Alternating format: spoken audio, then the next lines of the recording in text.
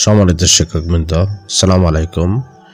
সবাইকে স্বাগত জানাচ্ছি টেক মাসুদ ভিডি চ্যানেলের পক্ষ থেকে আরও একটি নতুন টিউটোরিয়ালে। আজকের এই টিউটোরিয়ালে আমরা জানব IPMS এ কীভাবে আমরা 2025 সালের শিক্ষার্থীদের সারাংশ জমা দিব, অর্থাৎ 2025 সালের আমার স্কুলের শিক্ষার্থীদের তথ্য আমি IPMS এ কীভাবে আপডেট করব, আজকের এই ভিডিও থেকে আমরা তা জানতে পারবো। তো এই কাজটি করতে হলে আমাকে প্রথমেই IPMS এর সফটওয়্যারে আইডি এবং পাসওয়ার্ড ব্যবহার করে প্রবেশ করতে হবে। তো প্রবেশ করার পর বাম দিকে উপরের দিকে কোণে থ্রি ডট মেনু আছে, এটাতে ক্লিক করে দিতে হবে। তো এখান থেকে নিচের দিকে যে মেনুগুলি আছে এখান থেকে শিক্ষার্থীর সারাংশ এখানে ক্লিক করে দিতে হবে। তো শিক্ষার্থীর সারাংশতে ক্লিক করে দেওয়ার পর আমার সামনে শিক্ষার্থীর তথ্য আপডেট করার জন্য একটা পেজ ওপেন হয়ে যাবে। তো এখান থেকে আমি প্রথমেই যে কাজটি করতে হবে,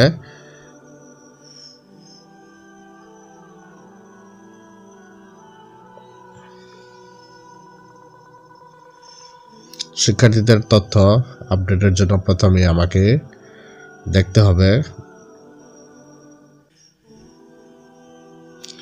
শ্রেণী অনুযায়ী শিক্ষার্থীর সংখ্যা, অর্থাৎ আমার বিদ্যালয়ে প্রত্যেকটা শ্রেণীতে মোট কতজন শিক্ষার্থী আছে এটা আমাকে এখানে আপডেট করে দিতে হবে।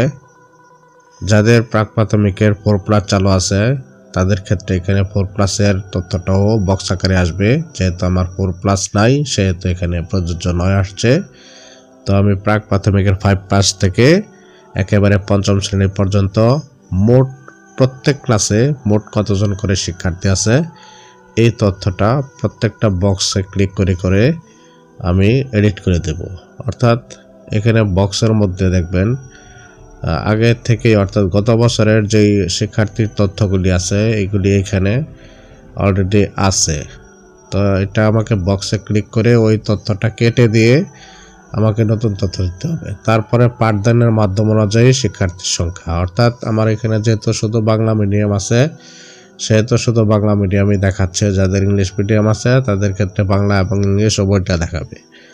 তাই ক্ষেত্রে পাঠদানের মাধ্যম অনুযায়ী শিক্ষার্থীর সংখ্যা এটা ফিল আপ করতে গেলে আমার প্রথমে যেটা ফিল আপ করেছি শ্রেণীওয়ারি শিক্ষার্থীর সংখ্যা, মোট শিক্ষার্থীর যে সংখ্যা ঠিক হুবহুব তাই হবে যেহেতু মাধ্যম একটাই। তারপরে লিঙ্গ অনুযায়ী শিক্ষার্থীর সংখ্যা, অর্থাৎ প্রতিটা ক্লাসে কতজন ছেলে আছে কতজন মেয়ে আছে, অর্থাৎ প্রাক প্রাথমিকে আমার কতজন ছেলে আছে এবং কতজন মেয়ে আছে এই তথ্যটা ফিল আপ করতে হবে। এক্ষেত্রে অবশ্যই মোট শিক্ষার্থীর সাথে আমার এই তথ্যটা মিলতে হবে। অর্থাৎ আমি মোট শিক্ষার্থী প্রাক প্রাথমিকে যত দিয়েছি আমার ছেলে এবং মেয়ে দুইটা যোগ করার পরে এখানে ওই মোট শিক্ষার্থীর সাথে মিলতে হবে। যদি না মিলে তাহলে কিন্তু নেবে না।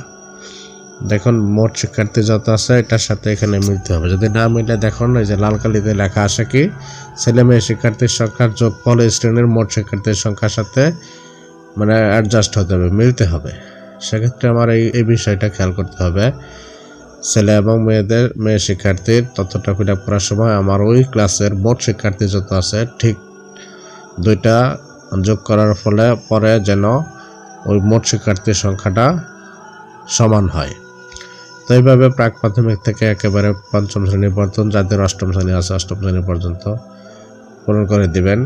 তারপরে ধর্ম এবং পাঠদানের মাধ্যম অনুযায়ী শিক্ষার্থীর সংখ্যা, অর্থাৎ এই ক্ষেত্রে আমার ইসলাম ধর্মের কতজন আছে, হিন্দু ধর্মের কতজন আছে বা অন্যান্য ধর্মের যদি কেউ থেকে থাকে তাহলে অন্যান্য ধর্মেরগুলি ফিল আপ করে দিতে হবে। যেহেতু আমার বিদ্যালয়ে শুধুমাত্র ইসলাম ধর্ম এবং হিন্দু ধর্মের শিক্ষার্থী আছে সেহেতু আমি এইটাই ফিল আপ করে দিচ্ছি। অর্থাৎ প্রাক প্রাথমিকে আমার কতজন মোট শিক্ষার্থীর মধ্যে কতজন ইসলাম ধর্মের শিক্ষার্থী আছে এবং কতজন হিন্দু ধর্মের শিক্ষার্থী আছে এটা এখানে ফিল আপ করে দিতে হবে। ঠিক একইভাবে প্রথম শ্রেণী, দ্বিতীয় শ্রেণী, তৃতীয় শ্রেণী এভাবে পঞ্চম শ্রেণী পর্যন্ত প্রত্যেকটা শ্রেণীতে ইসলাম ধর্মের কতজন আছে এবং হিন্দু ধর্মের কতজন আছে এটা ফিল আপ করে দিতে হবে। তারপরে হলো বিশেষ চাহিদা সম্পন্ন শিক্ষার্থীর তথ্য। এক্ষেত্রে যদি কারো কোনো ধরনের বিশেষ চাহিদা সম্পন্ন শিক্ষার্থী বিদ্যালয় থেকে থাকে এটা দিতে হবে। যেহেতু আমার শারীরিক প্রতিবন্ধী একজন শিক্ষক আছে বিশেষ চাহিদা সম্পন্ন, সেহেতু আমি একটা দিয়ে দিলাম।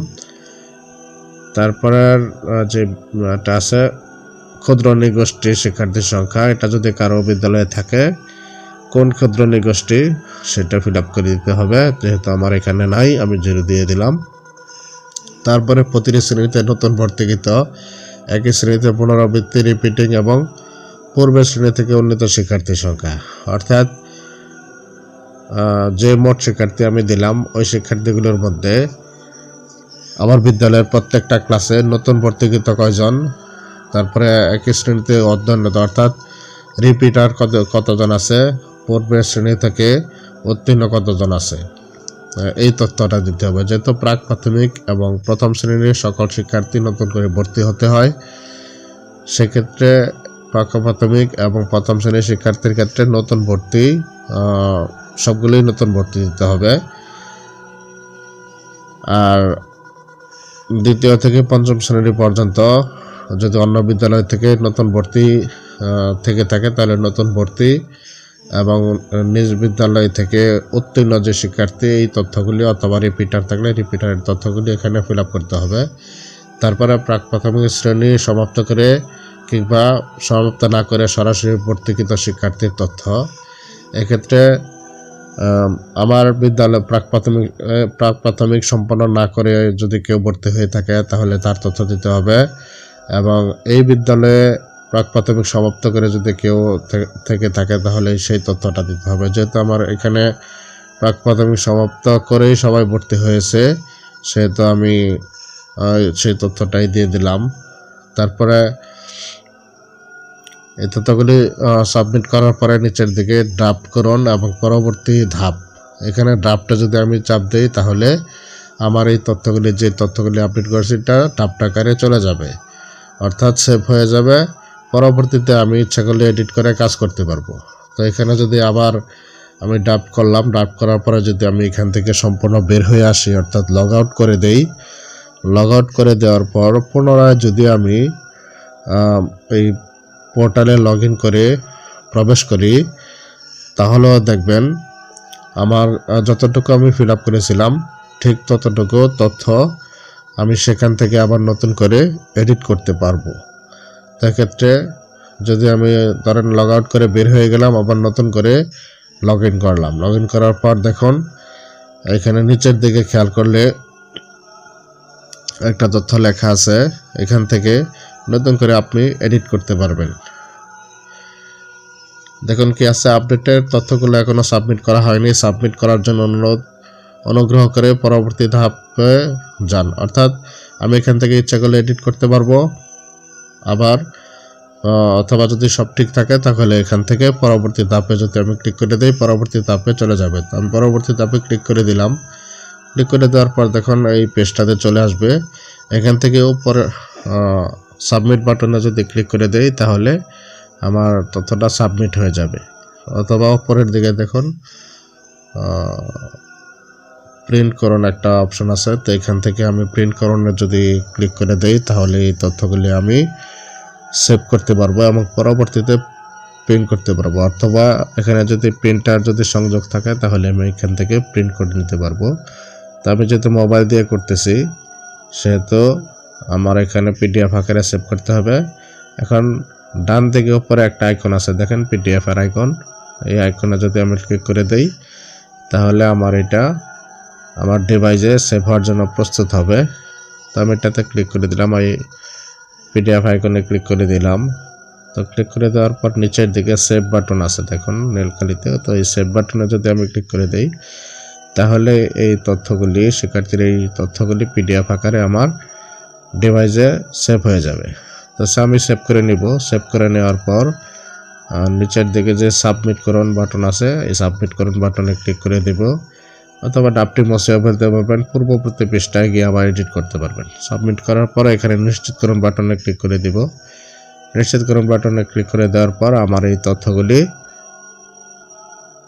অনুমোদনের জন্য পরবর্তী ধাপে চলে যাবে। তো এক্ষেত্রে এখান থেকে যদি আমি বিদ্যালয়ের শিক্ষার্থী সারাংশে ফিরে যান। এখানে যদি আমি ক্লিক করি, দেখুন আমি কিন্তু সাবমিট করে দিয়েছি, আমার তথ্যগুলি চলে গেছে। তারপরে যদি আমি এখানে ক্লিক করি, তাহলে ক্লিক করে দেওয়ার পর দেখুন পুনরায় কিন্তু আমাকে ওই শিক্ষার্থীর সারাংশ পেজে ফেরত নিয়ে আসছে। তো এখান থেকে আমি ইচ্ছা করলে, যেহেতু আমি সাবমিট করে দিছি, তারপরেও সহকারী উপজেলা প্রাথমিক শিক্ষা অফিসার যদি অনুমোদন না করেন, ততক্ষণ পর্যন্ত আমি আবারও এটা এডিট করতে পারবো এবং সাবমিট করতে পারবো।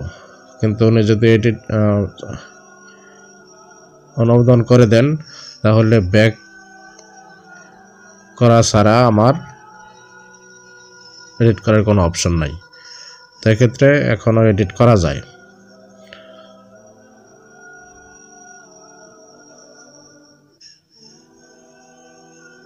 তো এইভাবেই আমরা 2025 সালের শিক্ষার্থীর তথ্যগুলি আপডেট করব। তো আশা করি উপকৃত হয়েছেন। ভিডিওটি ভালো লাগলে অন্যান্য শিক্ষকরা যাতে দেখতে পারে তার জন্য শেয়ার করে দিবেন। দেখা হবে আবারও নতুন কোনো ভিডিওতে। সে পর্যন্ত ভালো থাকবেন। আসসালামু আলাইকুম।